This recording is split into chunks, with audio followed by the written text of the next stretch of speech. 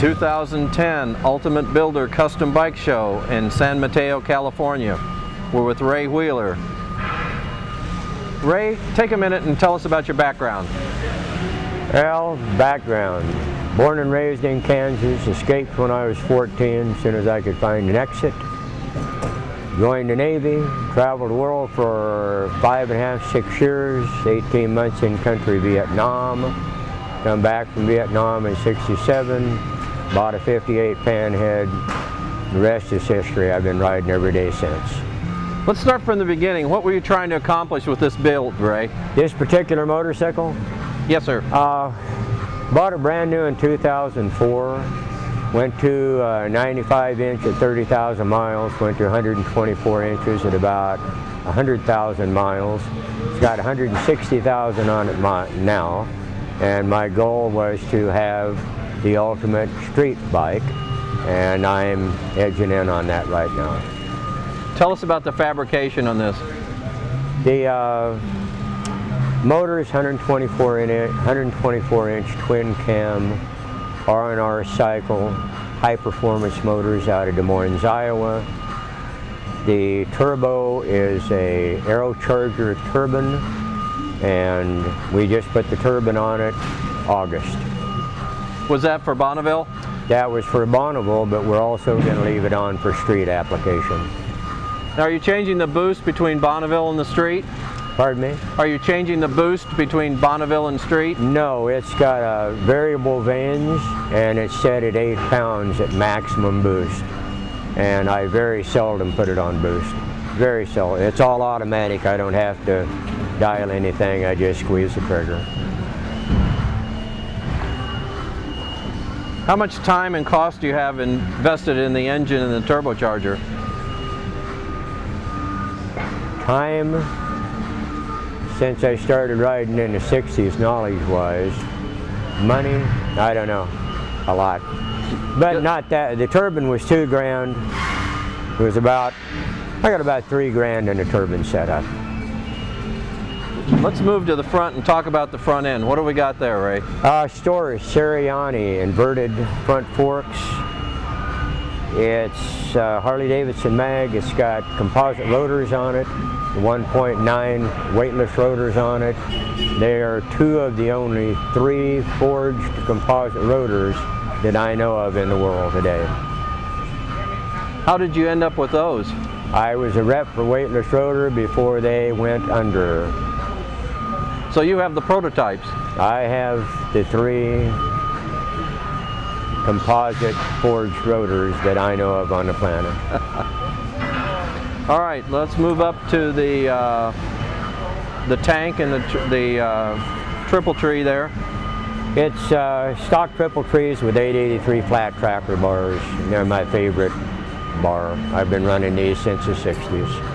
That's what I end up with. We've got a tack, we've got a boost gauge, bare minimum stuff. That's all you need? It's all you need. The rest of that stuff's all extra. What about the tank? Gas tanks, stock Harley-Davidson. All right. Harley-Davidson tank, fuel injected, 62 millimeter throttle body from Horsepower Inc. And just goes like crazy. Let's go to the back end now. Sure. Talk about that, please, starting back with the end, shocks. It's got Racetech shocks on it. Racetech is one of my sponsors. And it has a 17-inch mag wheel on it. With a 17-inch mag, we find we can buy sport bike tires, which are rated. Tires on the bike now are Avons, and they're rated at 200 miles an hour. What's your best time, or best speed on Bonneville right now? The best with the ticket is 149.811, pre-turbo. With the turbo this year at 170 miles an hour, I had a handling issue, and the back tire passed me to the right, to the left. There was a severe tank slapper. I got it slowed down, and I went. The time slip I got going out, the time mile was 130 miles an hour, and I'd been trying to slow the bike down for 1 mile when I entered the timed area.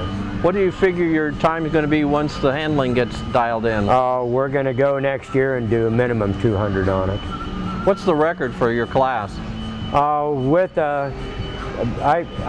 below 200. Okay. Below 200. I think it's in the 180s or the mid 180s. So you should be able to hit that then. It's going to be fairly easy. The body kit we're putting on is from AirTech, and it's already gone 260 mile an hour. The body kit that we're putting on. So you're going to be semi-streamlined then? We will have a full body kit on a Land Speed Racing kit on it that makes it a streamlined bike. Okay. Let's talk about paint. Paint's Rocky Mountain Customs out of Larkspur, Colorado. A very good friend of mine named Chuck Short painted the bike a couple years ago. Did he do the pinstriping also? The pinstriping is by Geet out of Gold Rush Signs, or out of Colorado Springs. And we made the bike in memory of Birch Monroe. And Geet did, they invited me to Mojave, Utah, I believe, to a rat fin convention, and it was my birthday. They took the bike inside and gave it back to me 2 hours later and said, "Here you go, it's pinstriped, happy birthday." So here we are. What was your inspiration? Where did the inspiration come from for the paint? Burt Monroe. Burt Monroe. It's, if you look at it and look at a Burt Monroe paint job, it's kind of the same, only different.